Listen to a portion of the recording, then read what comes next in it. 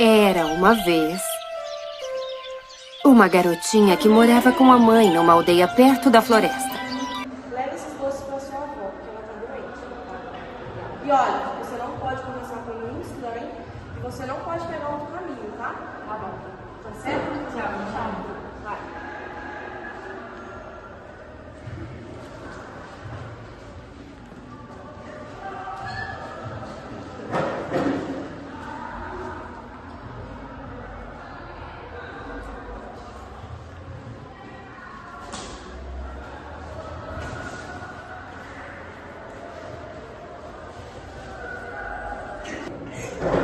O que você anda fazendo por aqui?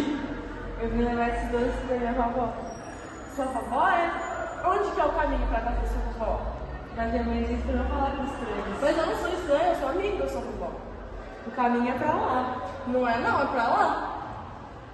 Ué, tá bom, se é você que indica. Então vai, é por ali, ó. Pode entrar.